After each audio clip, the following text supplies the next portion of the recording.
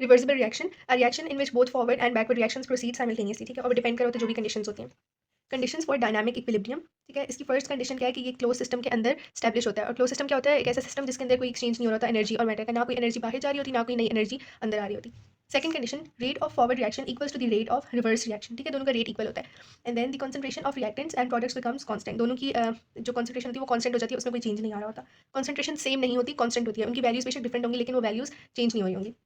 The reaction does not stop at equilibrium, reaction चल रहा होता है, बस कंसंट्रेशन जो होती है वो कांस्टेंट हो जाती है और रेट इक्वल हो जाती है, लेकिन रिएक्शन स्टॉप नहीं होता।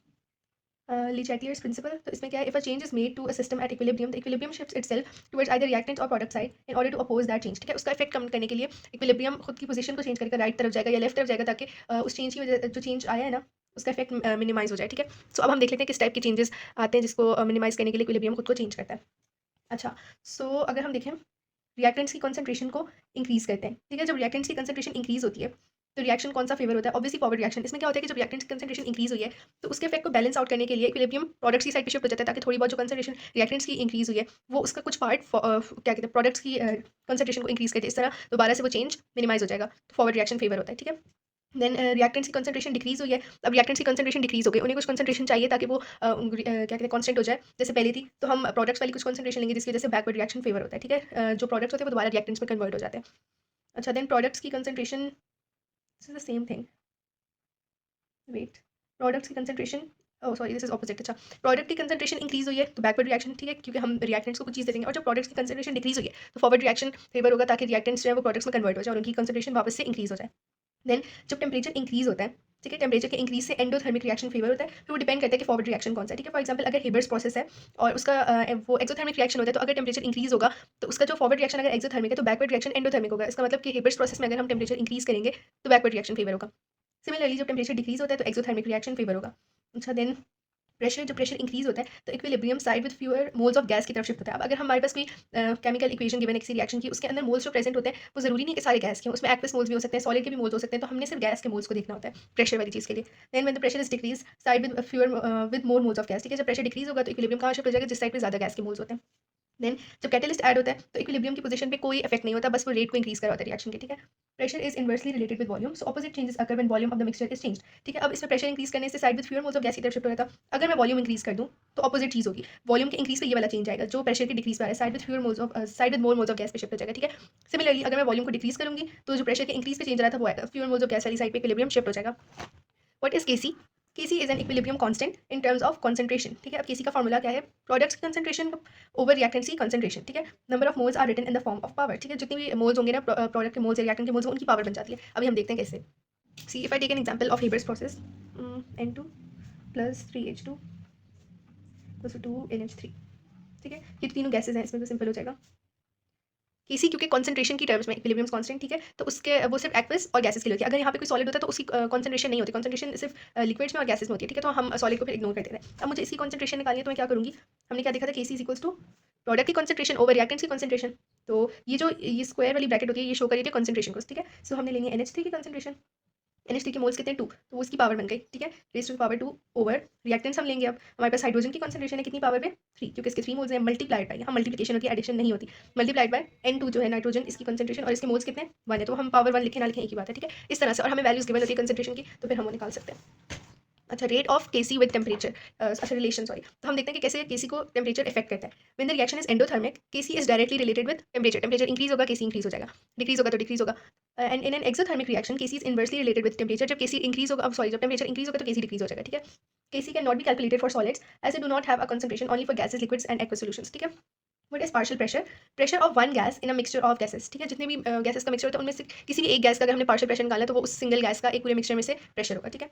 पार्शियल प्रेशर का फॉर्मूला है total pressure multiplied by mole fraction, ठीक है, उसके कितने मोल्स प्रेजेंट हैं बाकी सबके साथ अगर हम कंपेयर करें तो उसकी क्या फ्रैक्शन बनती है, उसको मल्टीप्लाई करेंगे उसके जो पूरा टोटल प्रेशर होगा सारी गैसेज ने एक्सर्ट किया हुआ उससे, तो हमें क्या मिल जाएगा? Partial pressure. Okay, KP involves gases only. अब किसी के अंदर हमारे पास लिक्विड्स और एक्वस सॉल्यूशन भी थी, लेकिन केपी के अंदर सिर्फ गैसेज होती हैं क्योंकि प्रेशर सिर्फ गैसेज एक्सर्ट करिए। ओके, मोल फ्रैक्शन क्या होती है? Moles of a substance divided by total moles of the mixture, ठीक है, जिस मिक्सचर में वो सब्सटेंस प्रेजेंट है उसके टोटल मोल्स और उनको हम डिवाइड करते हैं किससे? मोल्स ऑफ अ सब्सटेंस से। Sum of mole fractions is equals to 1, ठीक है, क्योंकि फ्रैक्शन क्योंकि वो डेसिमल्स में हमारे पास आ रही होती है तो टोटल 1 होता है। ओके, सो एक्स से प्रेजेंट करते हैं हम मोल फ्रैक्शंस को। अब हम एग्जांपल ले लेते हैं कि हमने केपी किस तरह से फाइंड करना है। ओके, सो अगर मेरे पास ये वाला रिएक्शन है H2 plus I2 equals to 2HI। ये जो HI होता है ये भी गैस है, ओके, हाइड्रोजन आयोडाइड। मैंने इसका यूनिट में मेंशन राइट नाउ। अच्छा, तो हम केपी किस तरह से फाइंड करेंगे? फॉर्मूला सेम उसी तरह होगा जिस तरह हम केसी निकालते थे कि ऊपर हमारे पास प्रोडक्ट और उसके जो मोल्स होते हैं वो पावर में आ जाते हैं और नीचे रिएक्टेंट्स के साथ हम इस तरह करते हैं, ठीक है। लेकिन क्योंकि कॉन्सेंट्रेशन नहीं है तो हम स्क्वायर ब्रैकेट से शो नहीं करें। इसमें प्रेशर है तो हम पी लिखेंगे प्रेशर को शो करने के लिए, ब्रैकेट पी एच आई, उसका स्क्वायर क्यों? क्योंकि मोल्स तो हैं, एंड देन इन दोनों के एक मोल्स है तो pressure of hydrogen multiplied by the pressure of iodine, ठीक है। अच्छा, both KP and KC remain unaffected by all factors other than temperature. इनको कुछ चेंज नहीं कर सकता, सिर्फ टेम्परेचर चेंज करता है। अगर केपी है वो प्रेशर पे डिपेंडेंट है ना, लेकिन अगर प्रेशर भी चेंज हो जाएगा तो हमारे पास केपी पे कोई इफेक्ट नहीं आता, क्योंकि पी हमें क्या शो कर रहा है? पार्शियल प्रेशर शो करे, एंड पार्शियल प्रेशर सेम रहता है, ठीक है। अगर हम थोड़ा बहुत प्रेशर कहीं का चेंज करते हैं, पार्शियल प्रेशर रिमेन सेम, क्योंकि मोल फ्रैक्शन हमेशा कितनी होती है? 1, ठीक है। सिमिलरली अगर केसी है, केसी के अंदर कॉन्सेंट्रेशन चेंज से हमारे पास केसी पे कोई इफेक्ट नहीं आएगा, ओके, क्योंकि ओवरऑल फिर वो सेम हो जाता है चेंज, ठीक है। सो हमारे पास सिर्फ टेम्परेचर से इफेक्ट आता है दोनों पे, और कोई चीज़ इफेक्ट नहीं कर सकती। Relation of KP with temperature ये भी सेम है। एंडोथर्मिक में केपी और टेम्परेचर डायरेक्टली रिलेटेड है, and in an exothermic reaction KP is inversely related with temperature. The units of Kc and Kp are decided according to the balanced chemical equation. When the moles of reactants and products are equal, there are no units, ठीक है। अब अगर मैं ये वाली देखूँ, इसमें क्या है? मोल्स हमारे पास रिएक्टेंट्स के कितने? 1 + 1 2 हो गए, और हमारे पास प्रोडक्ट के भी कितने हो गए? 2 हो गए। तो वो इनके यूनिट्स कैंसिल आउट हो गए, तो इसका कोई यूनिट नहीं होगा इधर हम जब Kp निकालेंगे। लेकिन जहाँ हमने ये ली हुई है, ओके, अच्छा, P जो Kp है उसके यूनिट्स इन टर्म्स ऑफ क्या हो सकते हैं? अच्छा, let me show you. Kp के यूनिट्स हो सकते हैं इन टर्म्स ऑफ ATM या पास्कल्स या किलो पास्कल्स, ठीक है। वो आपको क्वेश्चन में गिवन होता है, तो उसके अकॉर्डिंगली हमने यूनिट्स निकालने होते हैं, खुद से नहीं लिखने होते। एंड Kc इज कंसंट्रेशन, तो वो होगी मोल पर डेसीमीटर क्यूब या फिर मोल पर सेंटीमीटर क्यूब, जो हमें गिवन होगी उसके अकॉर्डिंग। तो हमारे पास स्टैंडर्ड तो यही होता है ना, ऐसा यूनिट, ठीक है। तो हम अब इसकी कंसंट्रेशन हमने फाइंड करने के लिए लिख लिया केसी का जो होता है क्या कहते हैं इक्वेशन। तो अब हम देखते हैं इसके यूनिट्स किस तरह से निकालेंगे, ठीक है। अब हमारे पास कंसंट्रेशन के यूनिट्स तो सबके लिए सेम है ना। अब केसी मोल पर डेसीमीटर क्यूब का स्क्वायर, क्यों यहाँ पे स्क्वायर हो रहा है, ओवर मोल पर डेसीमीटर क्यूब की पावर 3 मल्टीप्लाइड बाय मोल पर डेसीमीटर क्यूब की पावर क्या है? 1 है, तो हम लिखे ना लिखे की बात है, ओके। अब हम इनको सिंप्लीफाई करते हैं। मोल पर डेसीमीटर क्यूब का स्क्वायर आ जाएगा यहाँ पे, एंड यहाँ पे जब बेसिस सेम होती है तो पावर्स ऐड अप हो जाती हैं, ओके। सो ये हमारे पास हो जाएगा मोल पर डेसीमीटर क्यूब की पावर 4, सॉरी दिस इज 2, ठीक है। अब जब हमारे पास डिवीजन हो रही होती है एंड जो क्या कहते हैं पावर्स हमारे सॉरी बेसिस सेम होती है, तो हम पावर्स को सब्ट्रैक्ट कर सकते हैं। तो ये क्या हो जाएगा? मोल पर डेसीमीटर क्यूब, ऊपर वाली माइनस नीचे वाली पावर, ठीक है। सो हो जाएगा मोल पर डेसीमीटर क्यूब की होल पावर -2, ओके। -2 आ गई। अब हमने मल्टीप्लाई करना है मोल से भी इस पावर को, डेसीमीटर क्यूब से भी।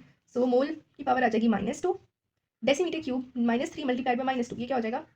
+6, ठीक है। इस तरह से इसको मैं ऐसे भी लिख सकती हूँ dm6 ओवर होल स्क्वायर, ठीक है, क्योंकि नीचे आके पॉजिटिव हो गया, वरना मैं ऐसे ऊपर ले जाऊंगी तो वापस ये नेगेटिव ये वाला बन जाएगा। तो हमने फाइंड आउट करना होता है। Then, if gaseous moles on both reactants and product side are same, then total pressure is not required for the calculation of Kp, ठीक है। सो अगर मोल हमारे पास जैसे इसमें थे दोनों सेम है, तो हमें पार्शियल प्रेशर क्या कहते हैं? हम डायरेक्टली मोल्स भी लिख सकते हैं, ठीक है, क्योंकि पार्शियल प्रेशर हमारे पास फिर सेम आ जाता है, okay. Theoretical calculations involving equilibrium constants, अब ये देख लेते हैं हम। अच्छा, ये क्वेश्चन है और इसके साथ हम एक एग्जांपल देख लेते हैं, फिर समझ आएगा। A mixture containing 2.5 moles of iodine was allowed to reach equilibrium in a 4 decimeter cube vessel. The equilibrium mixture contained 4 mole of HI. Calculate Kc, और ये हमारे पास इक्वेशन है, ठीक है। ऊपर वाले से मैंने दिखा दिया। अच्छा, लेट्स सी। अब हमें Kc के लिए क्या चाहिए होता है? कंसंट्रेशन इन्होंने हमें कहीं पे दी नहीं हुई। अब हम मोल्स का थोड़ा बहुत यूज़ करेंगे। विल ड्रॉ अ टेबल, ठीक है, जिसमें हमने पहले लिखना है यहाँ पे कि हमारे पास चीज़ें हैं क्या क्या। रिएक्टेंट्स क्या क्या? I2 H2, एंड प्रोडक्ट में क्या है? 2HI, ठीक है। हम साथ में इनकी बैलेंसिंग वाली जो मोल्स होते हैं वो भी लिखेंगे ताकि हमें ज़्यादा अच्छे से समझ आ जाए। अब उन्होंने हमें क्या बताया? इनिशियल मोल्स कितने थे हमारे पास? Initial moles 2.5 moles of I2, ठीक है। तो हमने इन्होंने बताया, अच्छा यहाँ पे हमारे पास आएंगे इनिशियल, यहाँ पे फाइनल, यहाँ पे रिएक्टेंट, ठीक है। सो इन्होंने कहा इनिशियल मोल्स ऑफ I2 वर 2.5। अब इसके इनिशियल 2.5 है, तो इसके इनिशियल कितने होंगे? 2.5। इनकी रेशो क्या सेम है? 1:1, सेम मोल्स है ना, तो इसकी भी आ जाएंगी 2.5 मोल्स। और क्योंकि हमारे पास इनिशियली दोनों मोल्स किसके हैं? रिएक्टेंट्स के प्रोडक्ट के, उन्होंने हमें नहीं बताया, तो इसके मोल 0 होंगे, क्योंकि प्रोडक्ट अगर ये रिएक्टेंट होता है तो हम फिर मोल रेशो करते हैं और इसके 5 बन जाते हैं, क्योंकि इसके डबल है, ठीक है। लेकिन अभी ये प्रोडक्ट है तो इसके 0 मोल्स है, ठीक है। अब इन्होंने हमें फाइनल के लिए क्या बताया, ठीक है, एट इक्विलिब्रियम, जो एक फाइनल का मतलब है एट इक्विलिब्रियम, ठीक है। वो कह रहे हैं कि 4 मोल्स ऑफ HI, ठीक है। तो इसका मतलब 4 मोल्स ऑफ HI कंटेन कर रहा है इक्विलिब्रियम मिक्सचर, ठीक है। सो अब हम देखते हैं कि हमारे पास चेंज आया क्या है। तो इसने इसके कितने मोल्स रिएक्ट हुए हैं? यहाँ पे हमारे पास क्या आ जाएगा? 4, ठीक है, क्योंकि इसने 4 गेन किए हैं। अब इसका मतलब हमारे पास कितना चेंज आएगा दोनों में, क्योंकि ये दोनों इनकी रेशो सेम है, तो दोनों में इक्वल इक्वल कम हो जाएंगे ताकि वो इसको मिल जाए। जब 2HI, अब देखिए हमारे पास बैलेंसिंग यहाँ 2 है, यहाँ पे दोनों के पास क्या है? 1 एंड 1। जब ये 4 गेन करे, जो यहाँ पे गेन होता है वो यहाँ से लॉस हो रहा होता है, ठीक है, हमेशा। तो अब यहाँ पे 4 का गेन हुआ है क्योंकि इसके 2 मोल्स हैं, जहाँ पे 1 मोल होगा, इसका क्या मतलब? ये दो लूज करें। अगर हम रेशो करें 1:2, इसने कितने लूज किए होंगे? अगर इसने 4 गेन किए, रेशो 2x = 4, x = 4/2, x = 2, ठीक है, दोनों के लिए सेम हो जाएगा। तो इसने भी 2 लूज किए, इसने भी 2 लूज किए। अब हमारे पास यहाँ क्या करते हैं? हम ऐड कर रहे होते हैं और इस जगह पे हम सब्ट्रैक्ट कर रहे होते हैं, जो हमारे पास रिएक्टेंट्स होते हैं उनके लिए, ठीक है। 0 + 4 हमारे पास 4 आए, यहाँ पे हमारे पास हम सब्ट्रैक्ट करेंगे क्या आएंगे? Reacted initial minus reacted 2.5 - 2 0.5। Similarly यहाँ पे भी हमारे पास कितने मोल्स आ गए? 0.5। तो इसके फाइनल मोल 0.5 इन दोनों के हैं और इसके फाइनल मोल्स 4 हैं। हम कंसंट्रेशन किस तरह से निकालते हैं? Concentration is equals to mole over volume, ठीक है, वॉल्यूम हमें गिवन है क्वेश्चन के अंदर, yes volume is given, 4 decimetre cube solution. तो अब हमारे पास मोल्स किस तरह आएंगे, इसकी कॉन्सेंट्रेशन होगी 0.5/4, इसकी होगी दोबारा से 0.5/4, इसकी हो जाएगी 4/4 विच इज इक्वल्स टू 1। ठीक है, तो अब हम देखते हैं, अब केसी की हमने इक्वेशन लिखी हुई है, ठीक है, इस तरह से मैंने ऊपर केपी के लिए लिख के दिखाई थी, तो ये तो समझ आ जाएगी। अब हम यहाँ पे कॉन्सेंट्रेशन ऑफ एच आई का स्क्वायर, क्योंकि यहाँ पावर 4 है, सॉरी 2 है, ठीक है, इसके दो मोल्स हैं, दोनों के 1 मैंने तो 0.5/4 इंटू 0.5/4, हमारे पास केसी क्या आ जाएगा 64, और इसके यूनिट्स क्यों कोई नहीं होंगे, क्योंकि दोनों साइड पे मोल्स सेम है। Now, for long questions of equilibrium moles, draw a table of initial reactant and final moles where subtraction is done on reactant side and addition on product side according to the balanced chemical equation। ये जो मैंने करके दिखाया ये सारी बात यहाँ पे लिखी है, और ये लिखा है concentration का फॉर्मूला मोल ओवर वॉल्यूम, और हमें क्योंकि वॉल्यूम यहाँ डेसीमीटर क्यूब में गिवन था, अभी तो फिलहाल इस इक्वेशन के लिए तो हमारे पास यूनिट्स नहीं थे। फॉर एग्जाम्पल अगर कोई और इक्वेशन होती है जिसमें यूनिट्स आ रहे होते हैं, तो फिर वो हमारी इस वैल्यू पर डिपेंड करते हैं, क्योंकि हमने कॉन्सेंट्रेशन खुद निकाली है, या तो अगर हमसे सेंटीमीटर क्यूब में कन्वर्ट करके यूज़ करते हैं तो units in term of mole पर सेंटीमीटर क्यूब आते हैं, जो भी यूनिट्स आते हैं डिपेंडिंग अपॉन द इक्वेशन। अगर हमने डेसीमीटर क्यूब यूज़ किया तो फिर यूनिट्स उसके अकॉर्डिंगली आएंगे। हेबर्स प्रोसेस, सो हेबर्स प्रोसेस की ये इक्वेशन है, मैंने लिख के दिखाई थी अभी जब हम मोल्स वाला कर रहे थे, एंड इसका जो डेल्टा एच होता है दैट इज -92 किलो जॉल्स पर मोल, लेकिन ये याद करना जरूरी नहीं है, बस हमें पता होना चाहिए कि एक्सोथर्मिक रिएक्शन है, इसलिए इसका enthalpy change is negative. In Haber's process the forward reaction is exothermic, क्योंकि नेगेटिव डेल्टा एच है। Conditions for Haber's process, temperature हमें चाहिए होता है 450 degree Celsius which is a compromise between the yield and rate. अब देखिए इसमें होता क्या है, क्योंकि रेट हमें ज़्यादा करना होता है, रेट ऑफ रिएक्शन इंक्रीज करने के लिए हमें हाई टेम्परेचर चाहिए होता है, राइट। लेकिन क्योंकि ये रिएक्शन एक्सोथर्मिक भी है, अगर हम हाई टेम्परेचर देंगे तो बैकवर्ड हमारे पास स्टार्ट हो जाता है रिवर्स रिएक्शन, जब रिवर्स रिएक्शन स्टार्ट होगा तो हमारी यील्ड ऑफ NH3 डिक्रीज हो जाएगी, यही तो हमारा असल चीज़ थी जो हमें चाहिए थी। तो ये कॉम्प्रोमाइज होता है बिटवीन यील्ड एंड रेट, या ना तो ये टू हाई है ना ही ये बहुत कम है, ठीक है। सो ये दोनों को एक साथ लेके चल रहा होता है, इसमें हमें मैक्सिमम यील्ड मिल रही होती है। प्रेशर 200 एटमॉस्फेरिक प्रेशर, ठीक है, इसमें हमें क्या मिलती है, हाई यील्ड मिलती है, and it is cost effective. High yield क्यों मिल रही है, क्योंकि जो प्रेशर हमारे पास हमने क्या लिया, प्रेशर ज़्यादा लिया है, राइट। 200 एटमॉस्फेयर बहुत ज़्यादा प्रेशर होता है, ठीक है। तो जब हम ज़्यादा प्रेशर लेते हैं तो वो इक्विलिब्रियम को किस तरफ शिफ्ट करवा देती है, towards fewer moles of gas. सारी गैसेस हैं, यहाँ पे टोटल 4 मोल्स है इस साइड पे, यहाँ पे 2 मोल्स है प्रोडक्ट साइड पे, तो फ्यूअर मोल्स की साइड पे शिफ्ट हो जाएगा, फॉरवर्ड रिएक्शन फेवर हो जाएगा, ज़्यादा यील्ड मिल जाएगी, ठीक है, high yield and cost effective. Then we have catalyst, catalyst क्या आयरन, Fe, ठीक है, आयरन हमें क्या कहते हैं, ऑल्टरनेटिव पाथ प्रोवाइड करती है विद डिक्रीज एक्टिवेशन एनर्जी, तो हमारा रिएक्शन ईजिली हो जाता है। Then ammonia must constantly be remove in order to favour forward reaction. अब यहाँ पे कौन सी बात हो रही है, कंसंट्रेशन वाली बात हो रही है। एक दफा हमें अमोनिया की हील मिल गई, इक्विलिब्रियम पे आ गए, ठीक है, कांस्टेंट हो गई दोनों की कंसंट्रेशन। जब हम अमोनिया को रिमूव कर देंगे, इसका क्या मतलब हुआ, प्रोडक्ट की जो कंसंट्रेशन है वो डिक्रीज हो गई। जब प्रोडक्ट की कंसंट्रेशन डिक्रीज होती है तो हमारे पास फॉरवर्ड रिएक्शन फेवर होता है, ताकि वो जो चेंज है वो मिनिमाइज हो जाए उसका इफेक्ट, ठीक है। सो इसलिए हमें ज़्यादा यील्ड चाहिए तो हम अमोनिया को बार बार रिमूव करते जाएंगे जैसे जैसे वो फॉर्म होती जाएगी। Then contact process, contact process में हमारे पास सल्फर डाइऑक्साइड फॉर्म होती है from sulphur dioxide and oxygen, ठीक है। और ये भी एक एक्सोथर्मिक रिएक्शन है जिसका एंथैल्पी चेंज है -196 किलो जॉल पर मोल। इसकी कंडीशंस हैं, टेम्परेचर हमें चाहिए सेम, हेबर्स प्रोसेस वाला 450 डिग्री सेल्सियस, ये भी सेम चीज़ है, compromise between yield and rate, क्योंकि ये भी एक्सोथर्मिक रिएक्शन है, तो इसका हमें फॉरवर्ड रिएक्शन फेवर करने के लिए कम टेम्परेचर चाहिए, लेकिन रेट को इंक्रीज करने के लिए हाई टेम्परेचर चाहिए, तो ये इन दोनों के बीच की सी वैल्यू तो ये सूटेबल होती है। देन प्रेशर हमें चाहिए 2 एटमॉस्फेयर्स का, क्यों, because it is economical and gives maximum yield, okay. हम देखा अब हमारे पास जो ऊपर वाली ये वाली जो इक्वेशन है, इसके अंदर हमारे पास यहाँ पे 3 मोल्स है और यहाँ पे 2 मोल्स है। हमें चाहिए तो हाई प्रेशर था ताकि वो फॉरवर्ड रिएक्शन फेवर करवाता, लेकिन वो इकोनॉमिकल नहीं था, और इससे हमें मैक्सिमम यील्ड भी मिली है, so we will use this pressure. Then catalyst, इसका कैटलिस्ट है वेनेडियम 5 ऑक्साइड, से वेनेडियम पेंटॉक्साइड भी कहते हैं, V2O5, एंड ये भी वही काम करते हैं जो बाकी कैटलिस्ट करते हैं, जैसे आयरन करा था। ये भी एक ऑल्टरनेट पाथ प्रोवाइड करेगा विद लोअर एक्टिवेशन एनर्जी, ठीक है। Catalyst does not affect the product yield, ठीक है, यील्ड पे कोई इफेक्ट नहीं होता, वो बस रेट को चेंज करता है। And sulphur trioxide is not removed as already 99.5% yield is present, इसकी परसेंटेज यील्ड ऑलरेडी 99.5% होती है इक्विलिब्रियम के ऊपर, तो हम इसे रिमूव कर ही नहीं रहे होते, क्योंकि अब इससे ज़्यादा तो नहीं अब मिलेगी ना, फुली मिल रही है हमें।